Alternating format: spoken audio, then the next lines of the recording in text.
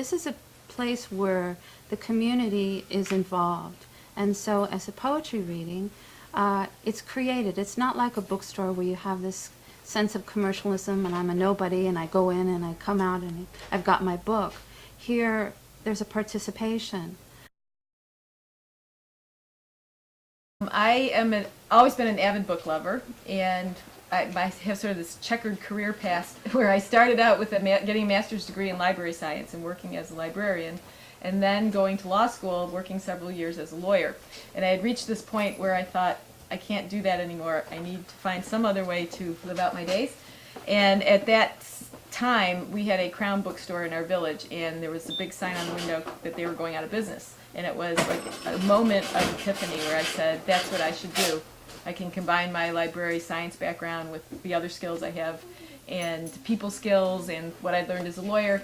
And I just took a big leap and opened the bookstore. And that was 10 years ago. 10 years plus. How have you survived as an independent bookstore? Well, I cannot say it's been easy. It's been tough, and it seems to get tougher every year as there's people buy online and there's a lot of other competition. But I think the reason we have been successful is that we reach out to the community, and the community seems to embrace us in return. And the poetry readings would be part of that. Yes. Kate has been very supportive of the poets, and she actually not just puts the books here on consignment, which most bookstores would do, which is not an act of faith. It's like, well, you can have your book here, but I'm not buying it. Well, that instantly says I'm not buying it. She buys the books outright from the poets, and it's very encouraging to have your books bought by the bookstore, and it's a kind of sense of security and solidity that's there for the poet. It was started because a reading that was taking place at Barnes & Noble on the West Side was abruptly and cruelly terminated when two wonderful poets were reading, Jim Bolt and John Schofield. And I was so upset by this that I had to start a reading to feature them because I felt they were unjustly treated. So I started a reading which started out in another venue and was in two different coffee shops for a couple of years. And then, lo and behold, we got this wonderful offer to put the reading here at Village Books, which is far nicer for poets, because here we are surrounded by books. And Kate has just been marvelous, absolutely marvelous for the poets. We were named by my first co-host, who was Ann Silver, and she just out of the blue said, why? Well, no, we decided to have the reading on Monday, actually. So she just decided it would be Moonday. She was very whimsical. And it was really funny because when we were at Seattle's Best, it seemed as though there was always a full moon out the window on the night of the reading. It was really funny.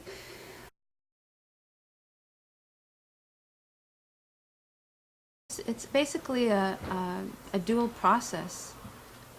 Features come our way. We're fortunate in that we get people coming in that want to feature. There's a lot of word of mouth because this is a very happening place for a poetry reading. It's very warm. There's a great audience. We have wonderful support from Kate. People come because they know that this is a place of literature.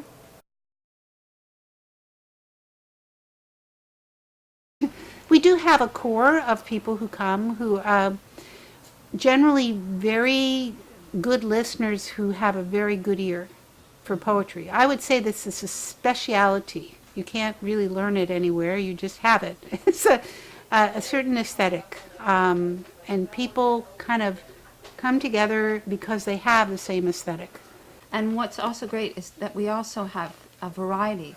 I mean, so a lot of these poets are musicians, they're artists, so they bring these other mediums into the reading, which heightens it as well, I think. Let's talk a little bit about the books that the poets have published, because I understand, Katie, that you carry the books of the poets that read here? Yes. So most of them are chapbooks, which are small. I don't know how else you would describe them, but Yeah, they're- under 40, 50 pages. and they're not bound by, they don't have heavy covers, whatever. And I will. We have a really nice selection of them now that the Moonday has been here for 4 years. And then some of the more academic poets have published books, and we have those also. So we've developed quite a nice section over there of both known and unknown poets. Yeah. Yeah. This is a book that Alice and I put together. It's called The Chaos of Angels. It came out in 2006. We actually had our debut reading here in September of 2006. We must have had over 50 people coming, standing room only. It was really great. We had people flying in from Connecticut, from Washington. And this is a collection that speaks to the idea of spirituality versus biochemistry. And we felt it was important to make a statement from all poets. We have 65 poets here about the subject and how we struggle to survive as a spiritual person, and through the whole concept of like the body and the mind and the spirit, as opposed to being perceived as a biochemical personality, and how we're manipulated through that, through the medium and the pharmaceutical industry and so on. So this is really, it has poems in the book on spirituality and creativity, and then also poems from, there's psychoanalysts in here, doctors, educators. We have a Pulitzer Prize winning cartoonist in here. So we tried to put a wide variety of people speaking out on the subject. We had 4 readings arranged in Prague. Several of the poets from the book came along. It was great. We had a blast. We had a reading in London, and there were about 5 of the poets from the book there, which was very well received. So, the word's been getting out. I came into poetry through music. I was a musician, and I was studying rhythm. And I don't have an academic background in poetry. I have a background of studying rhythm, and through rhythm, starting to write words, because poetry is based on rhythm. And so poetry is, if it's not musical to me, I just don't hear it that well. And I've taught a lot of poetry to children, and I always use that rhythm as a basis. A lot of people come in from imagery. They have like the visual thing. I think Lois is a pretty visual poet, but I'm more of a rhythmic poet, music poet. How did you get started, Lois, as a poet? I have a romantic story of how I got started as a poet, which actually originated in Switzerland. I was taken out to a beautiful dinner at a French restaurant by a then French boyfriend, who I don't have anymore, but that's okay, I have poetry, so that's all right. Good trio. And it was Valentine's Day, and there were 2 poems placed on the side of each person's plate.